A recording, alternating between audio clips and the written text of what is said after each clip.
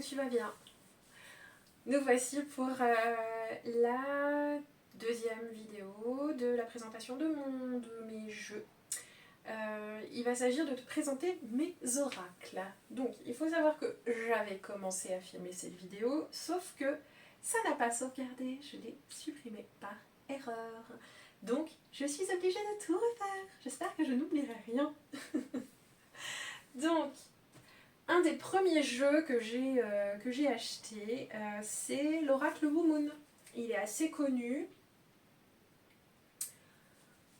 J'ai beaucoup suivi Blue Moon à un moment, et puis c'est vrai que j'ai trouvé que c'était assez débutant, assez basique. Enfin, en tout cas, ça ne me correspondait plus. J'ai failli vendre plusieurs fois ce jeu, et puis en fait, j'ai décidé quand même tout de même de le garder parce que je trouve qu'il a quand même une énergie assez sympa, et puis c'est un oracle avec des phrases, et c'est toujours intéressant d'avoir des phrases comme ça. Moi je l'utilise plus trop, mais c'est vrai que quand je fais un cercle, il m'arrive de faire des cercles de femmes, et bien je trouve ça sympa d'avoir une phrase, une affirmation. Et quand il s'agit donc, je vais te montrer les cartes, donc là tu as une carte lunaire, d'une phase lunaire. Et ensuite, donc, je libère la sorcière qui est en moi. J'honore ma déesse intérieure. Donc vraiment, c'est vraiment très, très inspirant. C'est des affirmations qui sont très inspirantes. Et le livret, il est vraiment sympa parce que, par exemple, j'honore ma déesse intérieure, il y a assez peu à lire.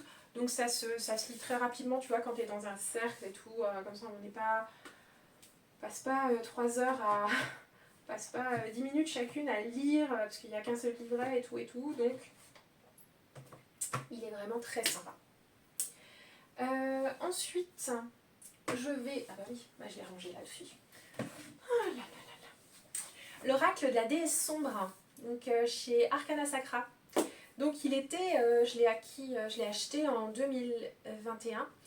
Il était en rupture de stock, je crois, courant 2022, et il a été vendu, il était affiché. Pas forcément vendu, je ne sais pas. Il était affiché à 40, 60 et tout euros. C'est abusé. Donc, comme on peut le voir, les illustrations sont de Gulliver l'aventurier. Si on ne connaît pas son style, c'est assez particulier. Moi, je sais que j'ai une amie à qui je l'ai montré, et elle m'a dit non, mais en fait, les illustrations, c'est même pas la peine, quoi. C'est pas pour moi, quoi. Ça ne va pas du tout. Donc, oui, c'est particulier.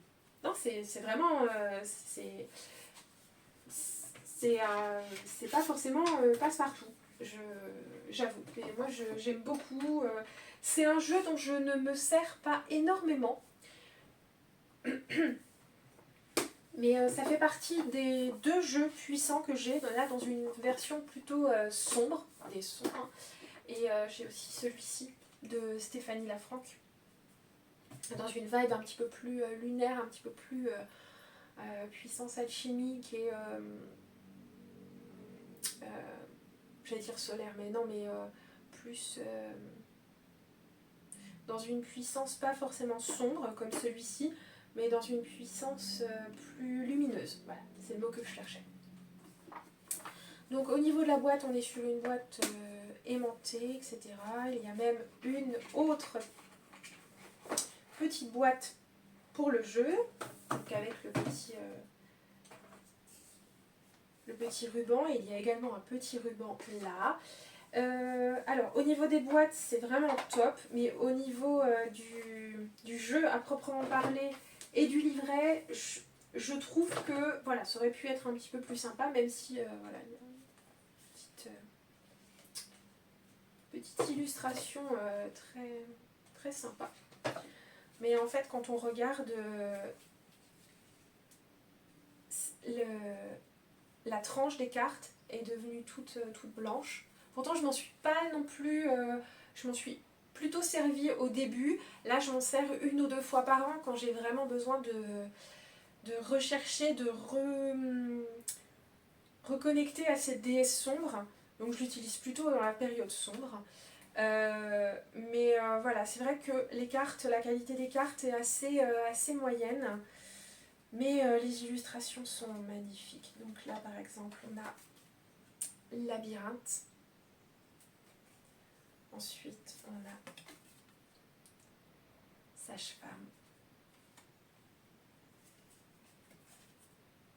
Lune noire. C'est magnifique. Moi, je le trouve magnifique. Après, c'est vrai que sexuelle, reine infernale, dans l'ombre, la reine infernale, voilà quoi, hein. Elle en impose. Elle en impose. Donc ça, c'était pour les cartes. Et ensuite, pour le livret, donc on a la carte en grand, on a la carte avec des mots de pouvoir, on a la voix de la déesse sombre, la voix initiatique, la transformation, la signification divinatoire et transformatrice. Là, il y a la carte en ombre, il y a SMS, donc symbolisme mystique et sacré. Et là, il y a la danse de la déesse, donc une chanson qui a inspiré Iriadel quand elle a écrit. Et donc, je vous disais, voilà, on voit là que, par exemple, ça se détache. Donc c'est un petit peu, voilà, hein, c'est un petit peu limite. Ouais, c'est sur nom qui se détache. Il y en a quelques-unes qui commencent à se détacher. Et donc, après la danse de la déesse, il y a également un exercice, donc un rituel, une visualisation, une méditation, un tirage qu'on peut faire pour se connecter encore plus à cette porte sombre qu'ouvre la déesse. Parce qu'en fait, chaque carte est une... chaque carte... Attends, comment elle a dit ça? Chaque carte, c'est une porte pour aller... pour trouver sa propre voie et pour se connecter plus à la déesse sombre qui peut être en nous. Donc, un oracle que j'aime beaucoup, j'en sers assez peu, mais il est très inspirant. Ensuite, le petit oracle messager. Donc ça, je ne vais pas en dire grand-chose étant donné que ça concerne les anges, les animaux totems, les fées, les guides spirituels. C'est pas vraiment ce que j'aime. Donc voilà, c'est un oracle qui se compose de petites cartes comme ceci. Et donc, le but est de, le matin, tirer une carte comme ceci. Hop. Et donc, le lion, tu as surmonté bien des épreuves. La vie n'a pas toujours été douce avec toi, mais tu as su te battre et développer une grande force intérieure. Le lion t'invite à te remémorer le chemin parcouru et ne à pas oublier de te féliciter pour ton courage et ta dignité. Voilà. C'est pas le genre de... Voilà, on me l'a offert. Enfin, on l'a offert aux enfants. C'est pas le genre d'oracle que j'aime. Mais voilà. Les enfants voulaient le garder. Bon, après, je vous avouerai qu'il est en bas dans ma pièce où je fais du yoga. Avec l'oracle Moon. Et voilà.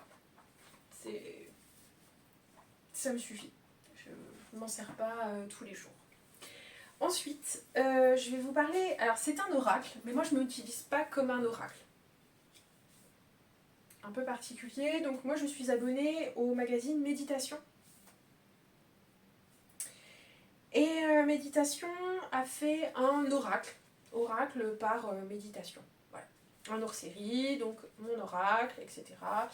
Ce sont des petites cartes de... Voilà. Comme ça. Donc alors on n'est pas sur quelque chose de très recherché, etc. C'est, je pense, fait avec...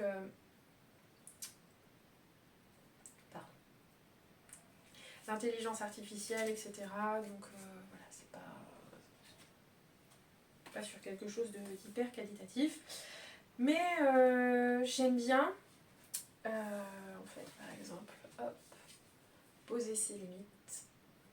Voilà. Désolée, hein, je mets toujours un peu haut, je pense. J'aime bien tirer une carte pour m'inspirer pour des méditations, pour des cercles, pour du yoga, pour... Voilà, je trouve que c'est inspirant. Donc poser ses limites par exemple, donc là on a une petite description, on a une exploration à l'écrit, des fois elle est là, des fois elle est un petit peu là, on a des affirmations, et là on a une pratique méditative. Voilà.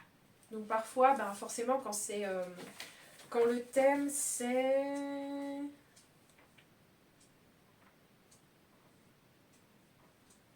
Il y a un thème, c'est bouger ou quelque chose comme ça. Le mouvement, forcément, quand le thème c'est le mouvement, ce n'est pas une pratique méditative. Mais je trouve ça intéressant comme base pour s'inspirer pour certaines méditations que je prépare pour mes cours de yoga. Je trouve ça toujours plutôt intéressant.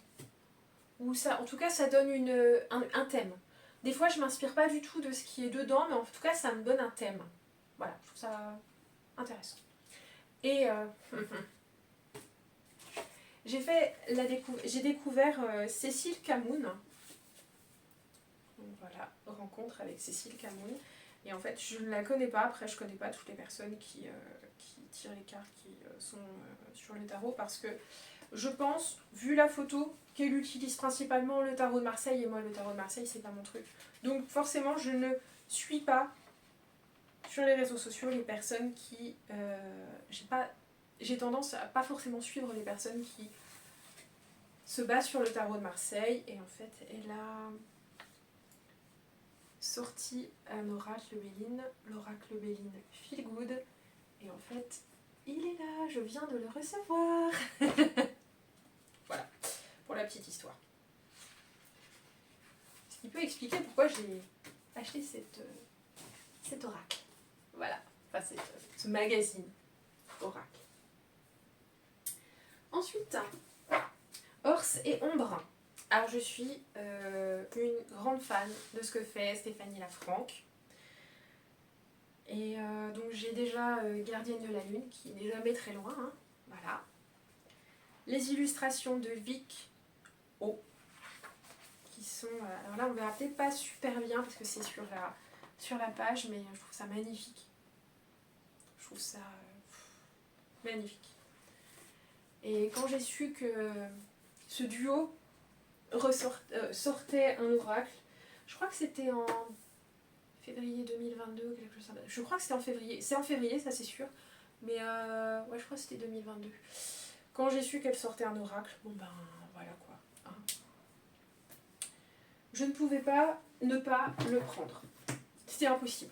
C'est inimaginable. Donc, c'est un oracle d'alchimie. Oracle d'alchimie, je ne sais pas si vous voyez bien, d'alchimie lunaire, Orse et Ombre. C'est un oracle qui, au début, m'a un peu impressionnée par, comme je disais tout à l'heure, sa puissance mais dans la lumière. Parce que il y a pas mal de références à l'alchimie, et ça m'a un petit peu décontenancée. Certaines cartes, voilà. Donc les illustrations sont de Vic O, comme pour Gardienne de Lune. Donc voilà, après, il faut aimer, hein. Moi j'adore. Moi j'aime beaucoup. Voilà. On prend une autre. Ah bah, il y a poché.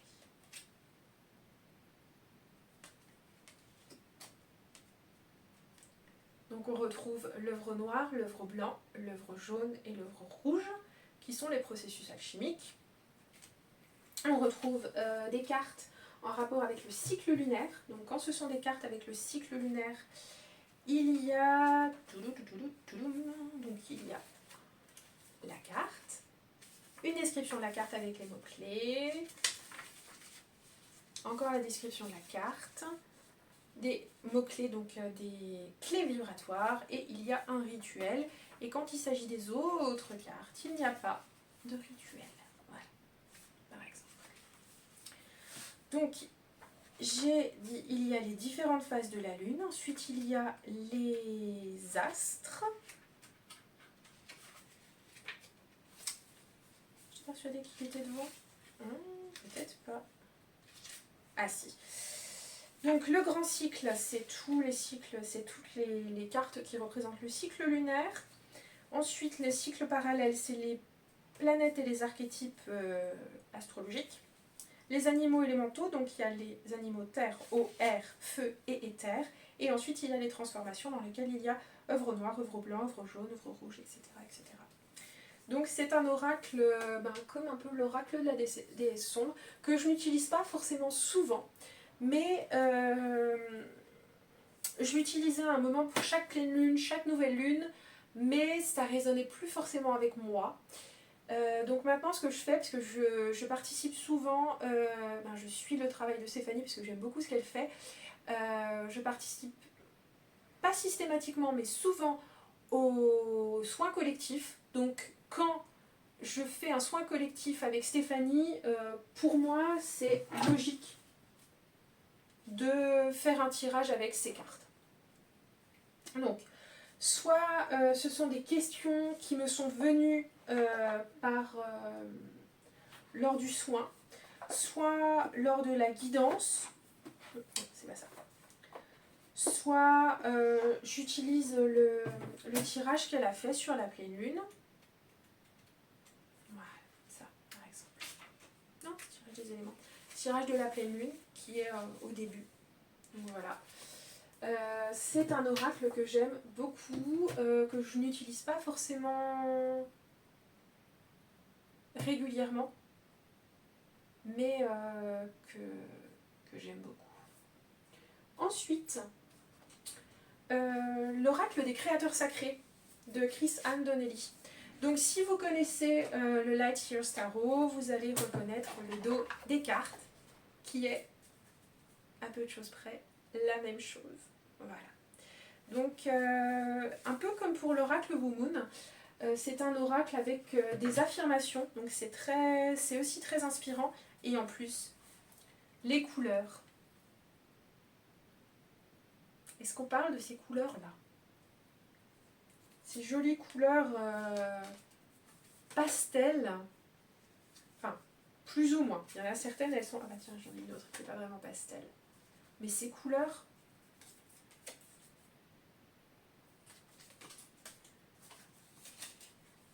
je l'aime beaucoup. Les tranches dorées sont encore là.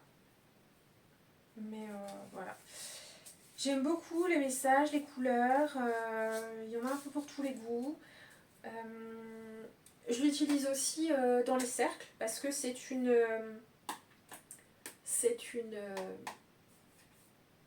affirmation.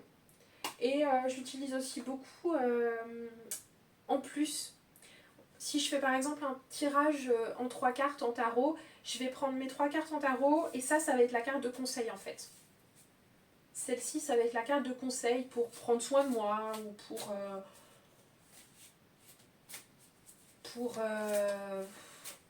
peu importe, quel que soit le sujet, mais ça va être la carte conseil. Et comme vous pouvez le voir, il se mélange très bien. Et concernant le livret, il est très joli aussi. Je l'ai mis à l'envers.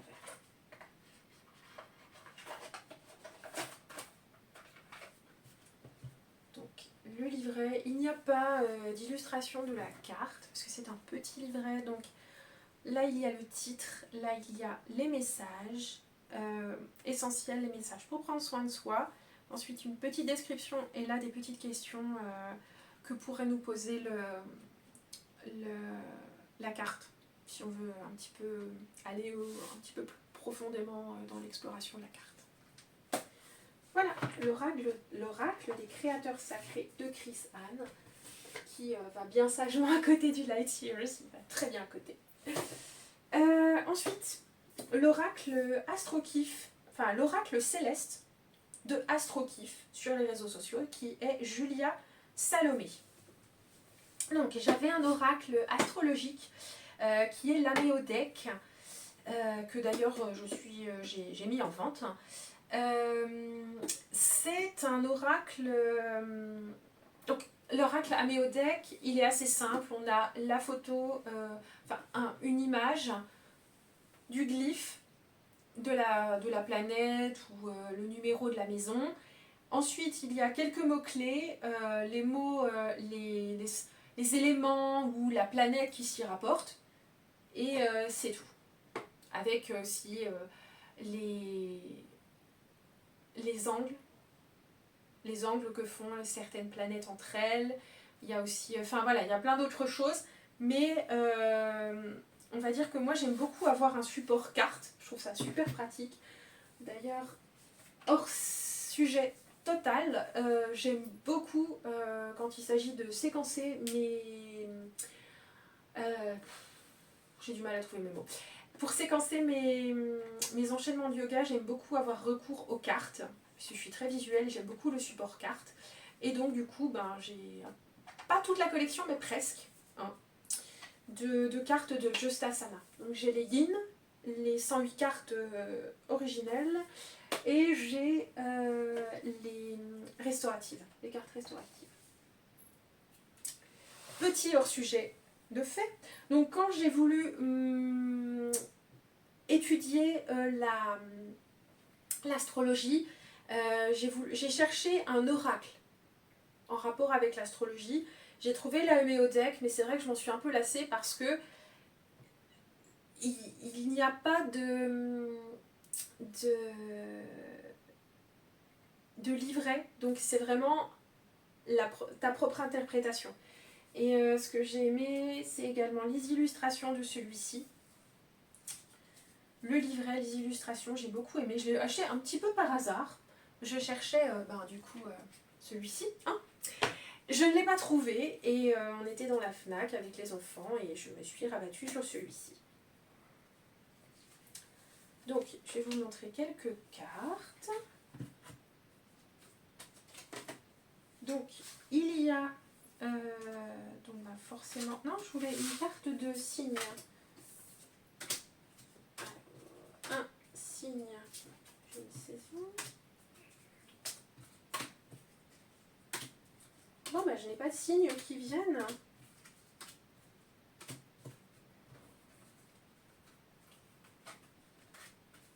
Oh mon Dieu, j'ai perdu tous mes signes. Mais c'est vachement bien préparé, dis donc, cette vidéo, Christelle. Trop bien. Ah, là, voilà. Donc, c'est des illustrations d'inspiration de la mythologie grecque ou romaine. Ça se ressemble. Hein. Donc, pour chaque carte, pratiquement chaque carte, donc il y a la signification quand elle est à l'endroit et signification en nombre. Il faut savoir que moi je ne tire pas les cartes, par exemple le tarot je ne tire pas en nombre, je tire pas, je tiens pas compte des cartes inversées, mais bizarrement là je m'y suis mis pour celui-ci et c'est pas mal. Donc pour chaque carte par exemple vous avez le glyphe de la carte, du signe, le glyphe de la planète, la maison qui correspond et l'élément. Très intéressant. Donc là par exemple on a il y a donc les signes du zodiaque, les éléments. Donc il faut que je vous trouve un élément, c'est plus sympa. Ah celle-ci. Non. Celui-ci par exemple, toujours avec les mêmes symboles. Hein. Donc toujours des titres au-dessus, des titres, donc des mots-clés au-dessus, des mots-clés en dessous, les signes astrologiques en rapport avec dans l'élément eau. Ensuite, on a donc les éléments, ensuite il y a les astres, on a là par exemple Mercure. Il y a les maisons, donc là je crois que j'ai une maison, voilà, toujours les mêmes façons de faire, hein. Donc les mots-clés à l'endroit, en lumière, en ombre.